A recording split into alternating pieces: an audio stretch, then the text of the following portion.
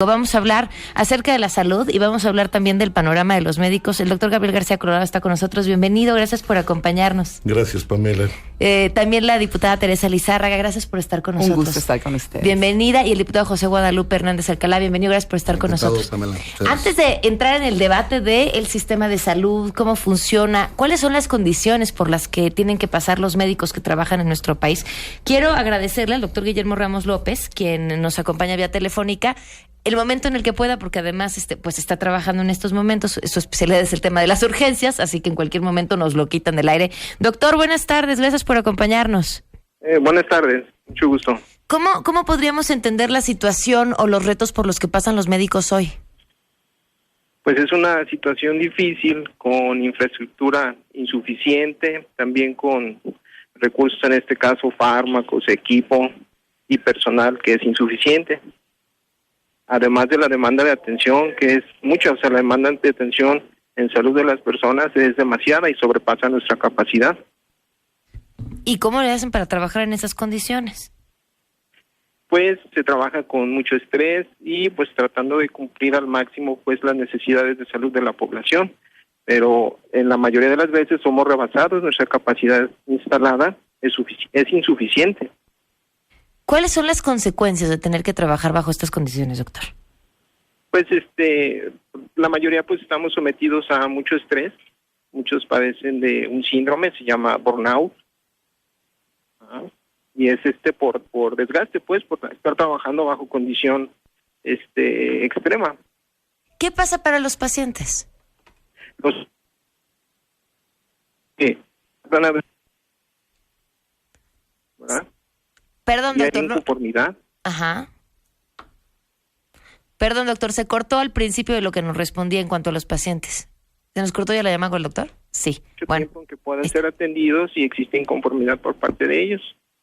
Se busca atender a todos, se priorizan de acuerdo a la patología que tienen para que todos reciban atención de acuerdo a la gravedad. Doctor, la última vez que estuvo el doctor Gabriel García Colorado con nosotros, nos hablaba sobre una responsabilidad del médico, de decirle al paciente las condiciones, o sea, como decirle, tú mereces atención inmediata o la necesitas, pero el hospital en el que estamos por X o tal razón no te la podemos dar. Yo te recomiendo que busques una segunda opción, o el medicamento que te estamos dando no es el mejor, pero es lo que hay. ¿Se puede ser honesto en un sistema de salud como el que tenemos? Pero también debemos pensar en que son personas que ya fueron a muchas otras instituciones y les dieron esa misma información. Entonces, ¿a dónde van a recurrir? Doctor, ¿hay algo que le gustaría agregar en el marco de este día y de esta conversación que vamos a tener más adelante? Pues sería muy importante que las autoridades puedan completar las necesidades de salud de la población. Ya el presidente de la República dijo que tenemos un déficit de un 40% en infraestructura en salud. Más que nada eso. Ok. Doctor, muchísimas gracias. Lo dejamos seguir trabajando. Muchas gracias. Hasta luego. Ahora sí, ¿cómo lo ves? No, es gravísimo. El cuadro que menciona el doctor es cotidiano todos los días en el IMSS, en el ISSSTE, en la Secretaría de Salud, en los institutos nacionales y en todas las entidades. Pensemos que no solo estos servicios cubren las necesidades de salud de los habitantes, sino en el caso del Distrito Federal, ya que estamos aquí, el gobierno del Distrito Federal. Es la misma tesitura.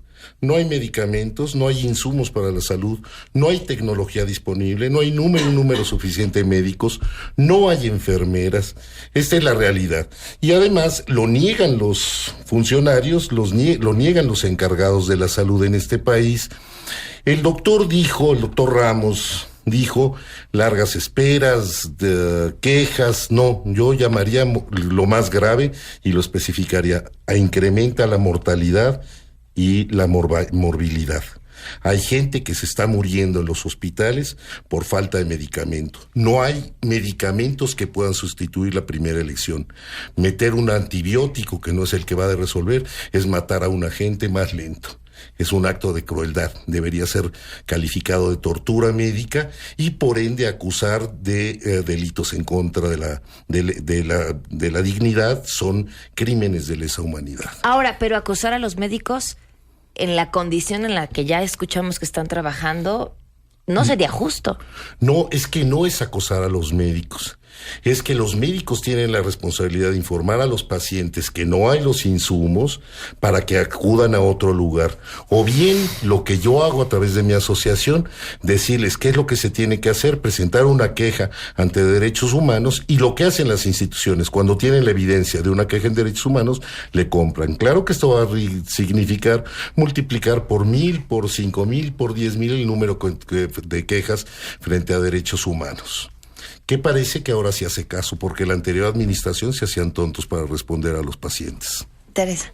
Bueno, creo que lo que plantea el doctor Ramos es un escenario muy real que viven los médicos en nuestro país. El abasto de medicamentos es un problema generalizado en todas las instituciones de salud y es el primer, digamos, escollo que encuentran. Recetan algo y el medicamento no está disponible. Desde ese momento ya no pueden esperar que su paciente recupere la salud como ellos lo esperan. Igual estamos hablando de un problema que enfrentan ellos y que enfrentan los pacientes, sobre todo, en el que el tiempo y la oportunidad de mejora se va pasando. Son oportunidades perdidas en el cuidado de la salud.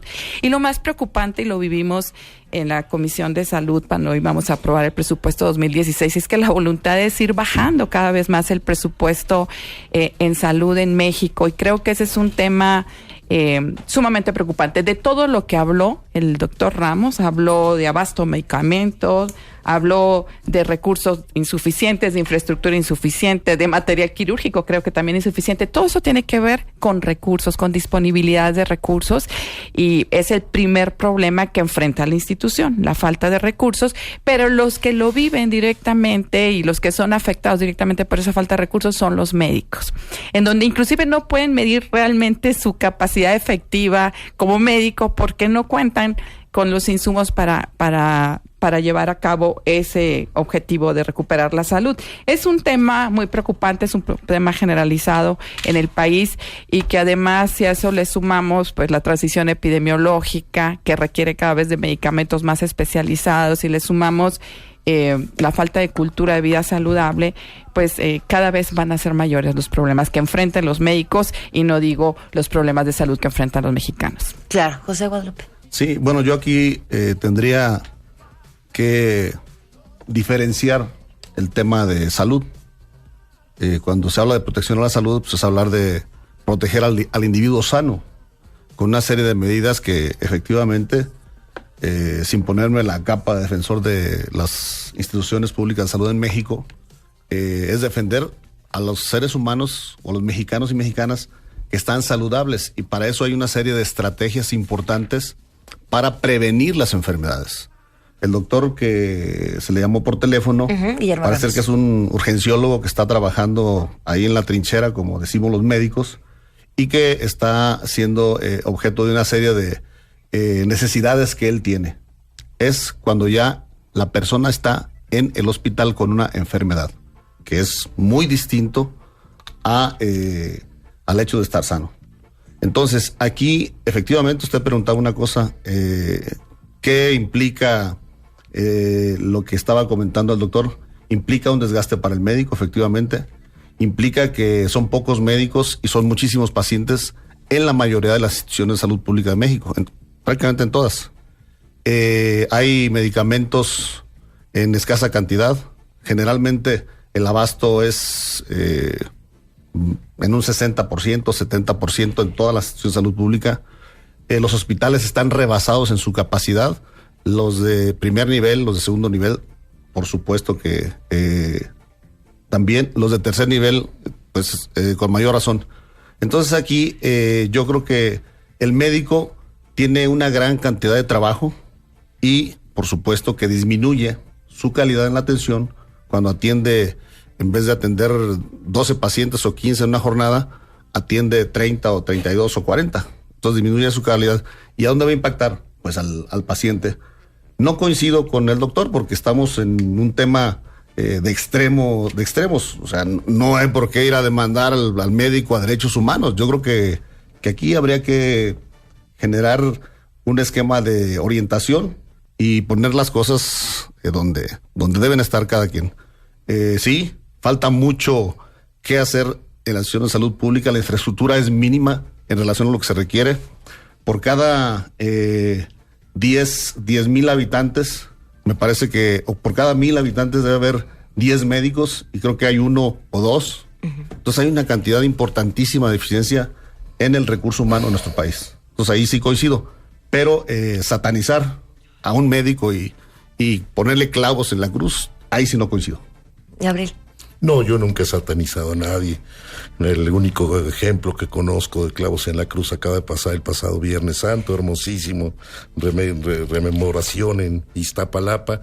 No es poner clavos a los médicos y, por supuesto, antes que nada, atender también a las enfermeras. Ellas también sí sufren el síndrome de burnout. Yo creo que las sí sufren aún más. No, es llevar a la derechos humanos a los responsables de esto. Los responsables tienen nombre y apellidos. Es el director general del IMSS, el director general del ISSSTE, el secretario de salud, a nivel federal, y los locales, los directores de hospitales. Mira, Pamela, voy a contarte una anécdota.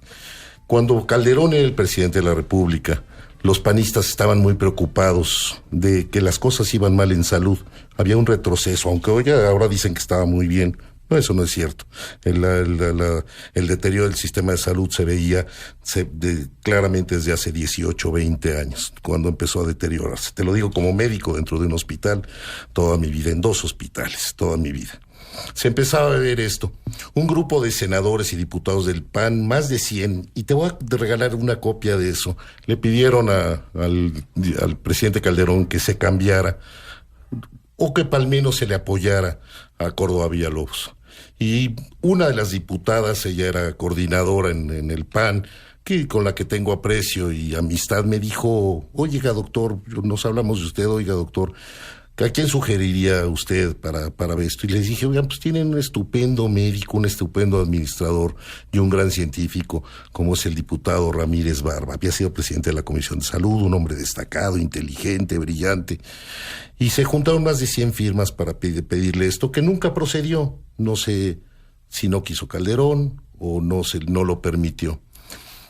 Pasado algún tiempo y fui a dar unas conferencias a Guanajuato y me encontré allí a Héctor Ramírez Barba, que nunca llegó a ocupar, pero me lo encontré. Él también daba una conferencia y era el secretario de salud. No me invitó él, nos encontramos en Guanajuato. Y me dijo: oye, Gabriel, ¿tú qué propondrías? Le dije: mira, si no hubiera incremento, ahorita que decía la diputada Lizárraga de los incrementos, le decía: no te preocupes, simplemente evita las fugas de todo lo que se roban en los hospitales. Me dijo: ¿en qué se roban? Le dije: en la compra de medicamentos, en la compra de insumos, en el offshore, en las personas que contratan por fuera. Le hice una lista. ¿Cómo sacaste esto? Pues ya le dije cómo. ¿Y cuánto estimas que se va en los hospitales? Le dije: un 12%. Me dijo: permíteme. Sacó una serie de documentos que traía y me dijo: estás equivocado por un poco. Bueno, no es con mala intención. No, me dijo: son un 15 o 16%.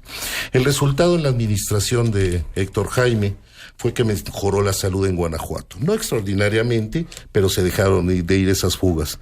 Que si alguien piensa que yo miento, se los demuestro en cualquier hospital, en toda la República Mexicana. ¿Por qué hay eso? Por eso te digo que no es cuestión de partidos políticos, ni mucho menos.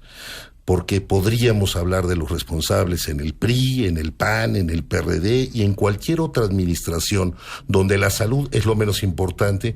El diputado mencionaba es que es el derecho a la salud. Si el derecho a la salud prevé precisamente la atención a los pacientes, a la recuperación de la propia salud, y no solo en los insumos, no solo en los medicamentos, no solo en el material quirúrgico, sino una serie de derechos, alguna vez ya hablamos de esto, que se violentan en todos y cada uno de los hospitales de la República. Cuando yo digo que hay que quejarse frente al médico es porque el médico y la enfermera tienen que estar cuidado y sabiendo qué hacer, porque a final de cuentas son los que reciben los insultos, los golpes, las amenazas. Eventualmente se han golpeado enfermeras y médicos. Entonces no es atacar a los médicos, todo lo contrario, pero sí es prepararlos a las obligaciones que tienen, a las responsabilidades que les da el ser médicos de una institución y a cómo deben protegerse ellos. Vamos a irnos a una pausa. Antes vamos a escuchar otro testimonio, es de Esaú González. Él ha trabajado en diferentes hospitales. Escuchen lo que tiene que decirnos.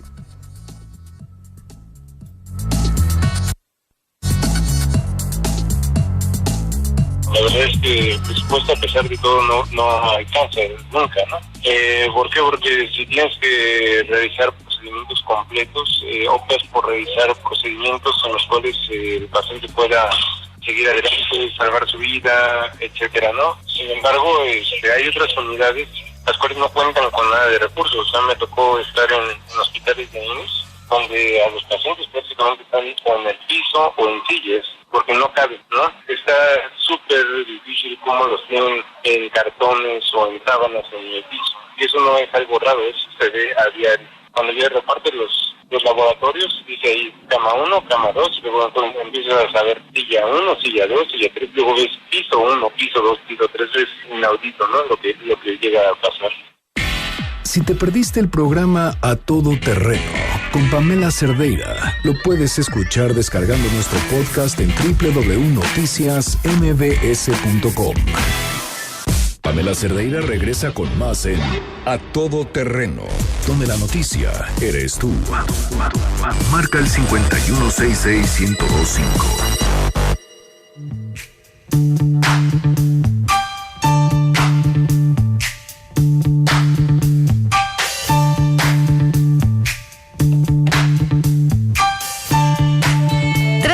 33 minutos. Nos acompaña vía telefónica el doctor David Kersenovich, director general del Instituto de Ciencias Médicas y Nutrición, doctor Salvador Subirán. Gracias por estar con nosotros, doctor. Buenas tardes. Buenas tardes y muchas gracias por la invitación. Doctor, hemos estado platicando a lo largo del programa acerca de los diferentes retos a los que se exponen los médicos y la responsabilidad que esto implica en cuanto a los pacientes a quienes no se les atiende como deberían.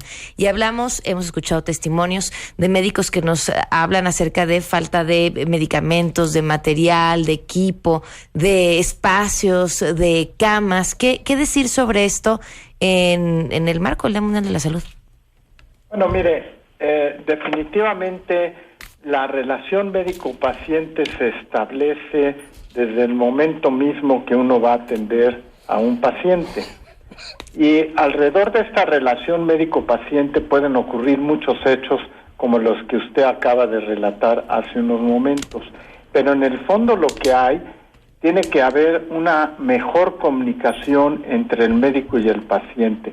Muchos de esos casos que usted refiere tienen que ver por falta de información hacia el paciente y por asegurarse que el paciente perciba bien qué es lo que puede esperar dentro de esa relación médico-paciente.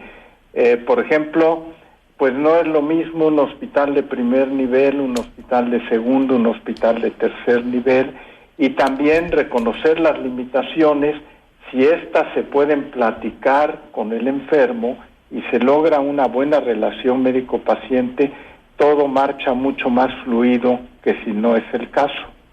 Independientemente de las limitaciones que tengan que ver con el presupuesto, doctor. Independientemente de las limitaciones que tengan que ver con el presupuesto, el médico adquiere una responsabilidad desde el momento que atiende a un enfermo, y dentro de esa, pues muchas veces es esa comunicación el aspecto más trascendente. La limitación del presupuesto obviamente es importante, pero no es el elemento más importante en la atención de un paciente. Algunos de estos médicos nos hablaban acerca de las condiciones de estrés en las que trabajan, justamente por esta falta de materiales y apoyos para realizar el trabajo de manera adecuada. Y bueno, la situación de estrés siempre existe en la práctica de la medicina, porque no hay nada más valioso que la vida de un enfermo o las condiciones de salud de un enfermo. Entonces, es una relación, pues yo diría, de mucho compromiso, no nomás estrés, sino mucho compromiso. Si un médico de repente no tiene los insumos necesarios, como usted dice, pues tiene que hacérselo saber al paciente y reconocer las limitaciones del sitio donde está practicando. Ni hablar, pues es cierto. Doctor, ¿algo que le gustaría agregar en el marco de este día? Bueno, mire, yo creo que en este Día de la Salud en general es muy importante el seguir enfatizando que se requiere un esfuerzo por la medicina de tipo preventivo, porque efectivamente muchos de los pacientes llegan en etapas tardías cuando ya las enfermedades tienen complicaciones inherentes a la misma. Entonces, el programa tiene que ir a educación tanto para los profesionales de la salud como para la población general. Le pongo un ejemplo.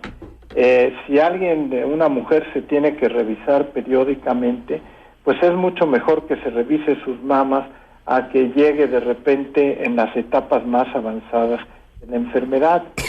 Ahora, yo reconozco las limitaciones que usted decía, pero, por ejemplo, incluso la mujer puede hacerse una palpación periódica y saber. Entonces, a pesar de los problemas, porque seguimos empantanados nada más en la falta de recursos, y yo creo que también en este día es importante fortalecer el concepto de educación para la salud, tanto en profesionales de la salud como en la población en general. Doctor, muchísimas gracias. Ok, muchas gracias a usted. Hasta luego, buenas tardes. A ver, ya estamos hablando de eso y hablábamos hace rato del presupuesto, porque finalmente si hablamos de educación y hablamos de prevención, también hablamos de dinero. ¿Cómo se gasta ese presupuesto en salud, que además este año es menor? Bueno, lo primero que nos debe preocupar es que no se hace la suficiente inversión en prevención. Como bien decía el doctor Hernández, de los principales recortes venían en los programas más estratégicos que tienen que ver con prevención, con detección oportuna. Y coincido con el doctor Kersenov en que se debe hacer un esfuerzo mayor para la prevención. Y es algo que ahorita no está sucediendo. No está sucediendo porque además no existe un sistema estructurado de acciones preventivas en el que podamos ir asegurando que cada mexicano hizo cada año las acciones de detección y de prevención, y se hicieron las acciones de promoción de la salud necesarias para que no se enferme en ese momento. Curiosamente, hay presupuesto en todas las instituciones para detección de cáncer de mama, hay presupuesto en todas las instituciones para el cáncer cervicuterino, hay presupuesto para vacunas y todo. Sin embargo, no está sistematizado el trabajo de prevención, y creo que ahí hay un gran desperdicio de oportunidades para que no se conviertan en impactos financieros, porque lo más terrible es la pérdida de vidas, pero además en un impacto financiero que pudo haber sido evitado. Debemos de trabajar mucho más en la conservación de la salud, más que en la recuperación de la salud. Entonces, sí, los presupuestos, ya tenemos una población enferma. El 70% de nuestra población tiene sobrepeso y obesidad, por lo tanto, van directo a diabetes, a hipertensión, a necesidad de trasplante de órganos, un poco tiempo más adelante. Si no se invierte también de manera importante en la prevención, no va a haber hospitales que alcancen, no va a haber, aunque haya más construcción de hospitales, no va a alcanzar. Entonces sí es un trabajo en dos pistas el que se debe hacer, pero por ejemplo sí fue muy preocupante que en el presupuesto 2016 para infraestructura hospitalaria quedaron 800 millones de pesos. Eso es un solo hospital en un año para todo México. Así de terrible está la situación de inversión en salud en México, y para mantenimiento y conservación de hospitales creo que ni quedó dinero. 200 millones de pesos para todos los hospitales del país. Entonces, sí, ¿qué quiere decir?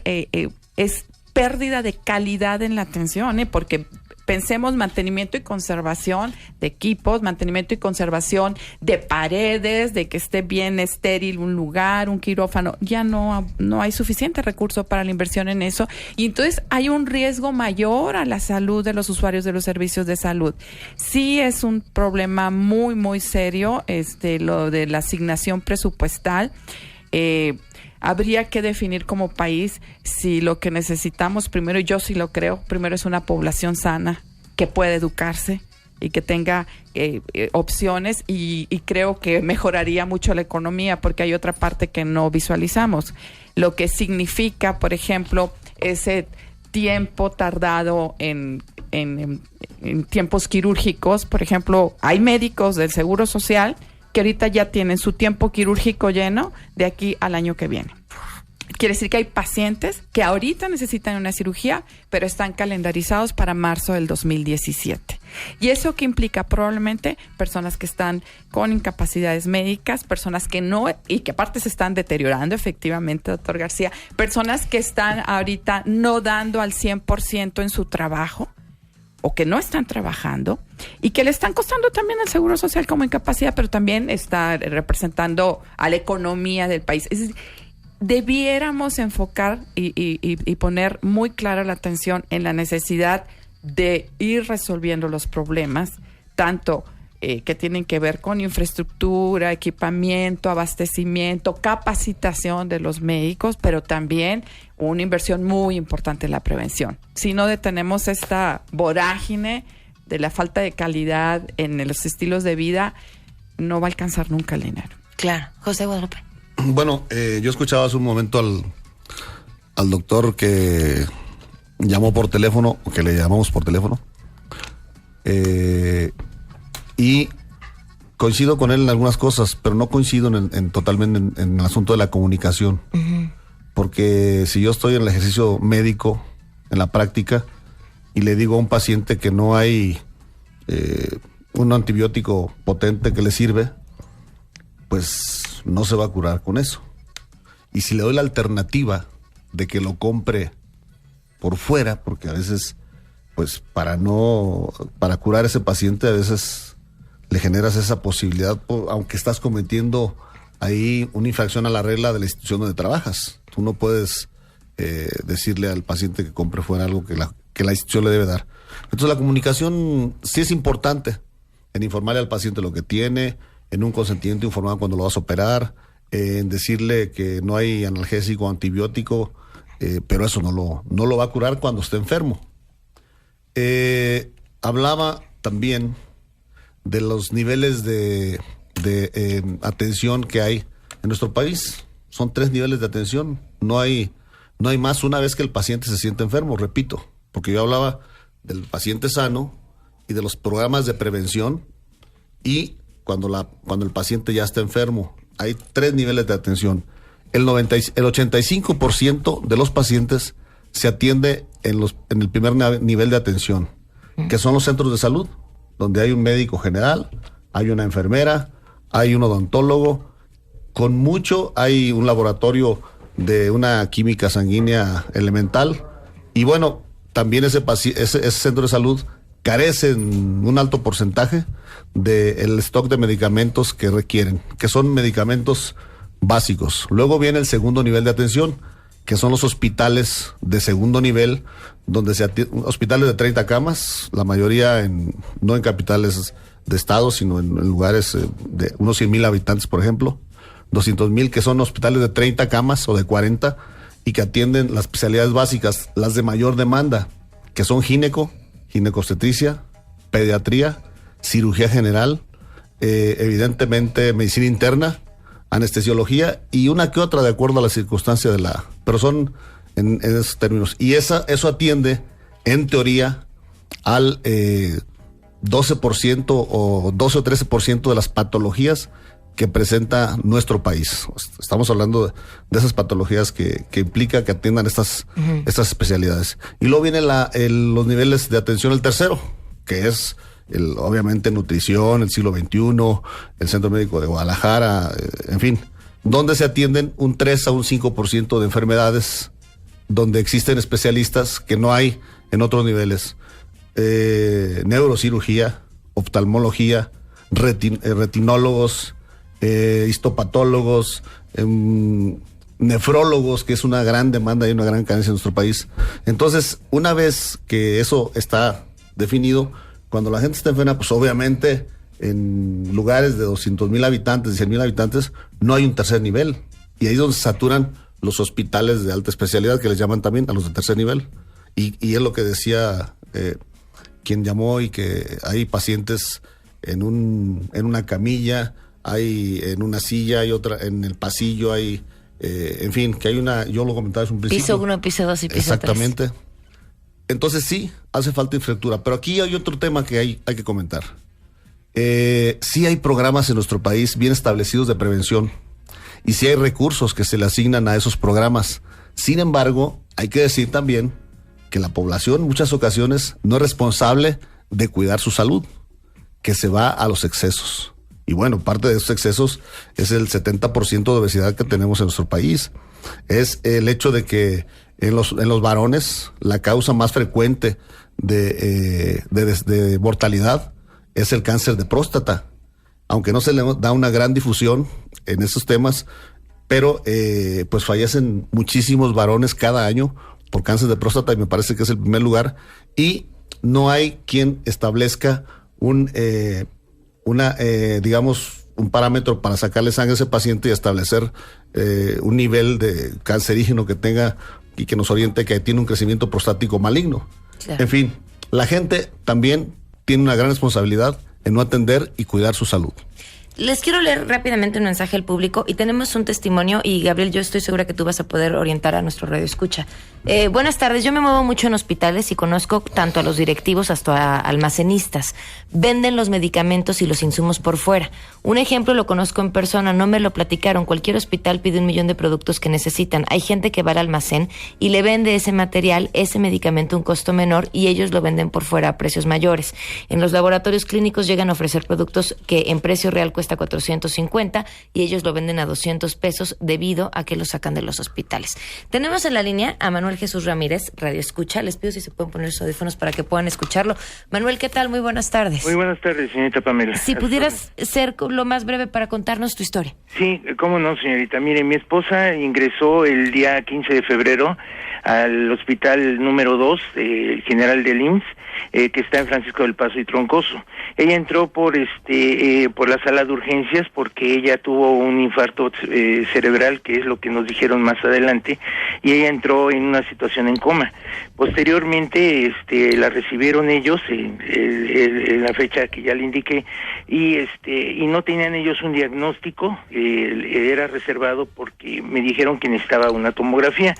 La tomografía la tienen, el tomógrafo lo tienen ellos en el hospital, pero en ese día estaba descompuesto, no lo tenían, y dijeron ellos que tenían que trasladar a ella en una situación, en una ambulancia para que le tomaran la tomografía en otro hospital. Esto se hizo hasta los 4 días. Cuando le tomaron la tomografía, ellos no fueron por el estudio, tuve que ir yo porque ellos no tenían tiempo, no hubo buena comunicación, tuve que ir a la clínica 30 por el estudio, cosa que me dijeron que ya estaba en el hospital, que por falta de comunicación. Bueno, yo tomé el estudio personalmente, se lo di al doctor Cisneros, que era su tratante, y me dijo él con estas palabras, me dijo: vaya usted a cuidar a su esposa, y a mí déjeme con el estudio, lo voy a leer, y posteriormente voy con usted para no perder más tiempo y aplicar el tratamiento. El señor ya no se presentó, eso era un viernes, por ahí de las 12:30 del día, y se presentó hasta el martes 3 días después se presentó el señor para aplicar el tratamiento. Cabe destacar, señorita Pamela, que mi esposa estaba con un tratamiento de sedación desde el momento en que ingresó. Ella estuvo sedada y entubada en ese momento porque perdió su capacidad de respiración, ella tuvo que ser entubada. Y al momento de estar entubada, pues empezamos con los problemas porque las aspiraciones que hacen para sacar las secreciones que produce dicho entubamiento, empezó a tener problemas porque la gente de enfermería no hace los trabajos bien, son muy bruscos para hacerlo, abusan de los pacientes porque están sedados, no se quejan. Sin embargo, mi esposa, cada vez que le hacían una secreción de una aspiración violenta o áspera, ella le escurría un par de lágrimas, porque a pesar de estar sedada, ella lo sentía. Después de sentir eso, ella se agitaba mucho y se le subía su presión y cosas así, que el tratamiento indicado y la solución era: ponle más sedación. ¿Cuánto tiene? 10 milímetros. 10 milímetros. Auméntale a 5 más, de 10 a 15. Y así se la llevaron, señorita, hasta que le digo que el doctor vio el estudio y dijo él: tiene como su padecimiento es un EBC isquémico. Eso es lo que tiene. Está en una situación difícil.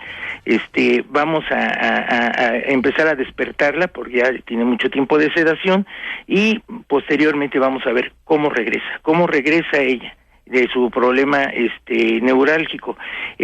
Cabe destacar que la señora tiene muy buenos signos vitales, es de asombro, porque ella está muy bien de todo, simple y sencillamente su problema es neurológico.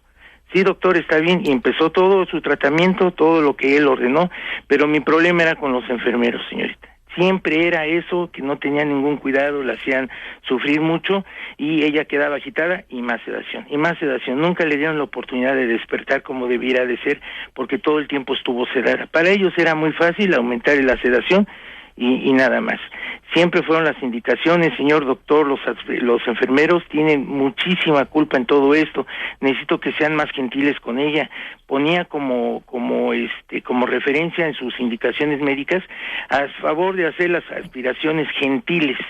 Eso nunca. Manuel, ¿qué pasó finalmente? Finalmente, señorita, al quitarle, la solución del doctor que atendía a mi esposa, sugirió que se le hiciera una trasquescomía para que ella tuviera menos problemas, y así fue. Pero el problema es que no tenían la cánula en el hospital, y no la tenían. El próximo 2 días o 3 días después se presentó el jefe de servicios y dijo: aquí está la cánula, sí la hay, y ustedes no la han buscado. Bueno, se la dieron y mi esposa entró a quirófano. Cuando entró a quirófano, esa cánula no le quedó a ella, porque dijo el doctor que su cuello estaba chiquito. Dice, al estar el cuello chiquito, pues no se la pudimos poner, así es que me la regresaron con la traqueostomía, o sea, la perforación en su tráquea, y seguía entubada. La volvieron a entubar porque no le quedó.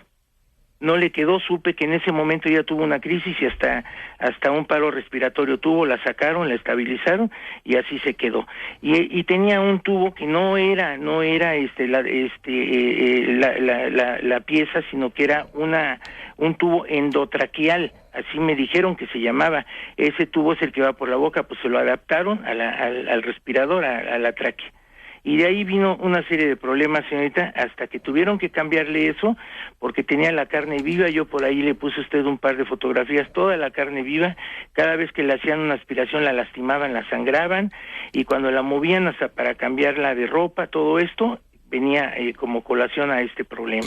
Manuel. La última solución, señorita, perdón, la última. Manuel, me quedan 30 segundos de programa y tengo que despedir a los invitados. El último día tuvo un problema, así una agitación, y entró el enfermero a aspirarla y le quitó el tubo del aparato respirador a la tráquea, lo desconectó por error, omisión, dolo, lo que usted quiera, señorita, y me quitó ese tubo.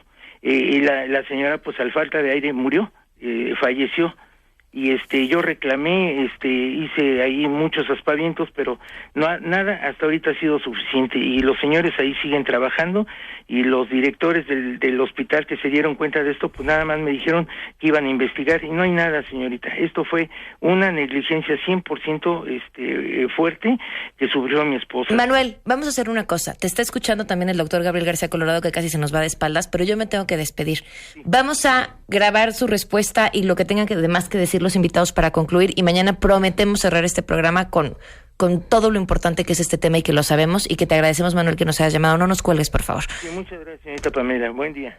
Se quedan en compañía de Autos y Más. MBS Radio presentó a Pamela Cerdeira en A Todo Terreno.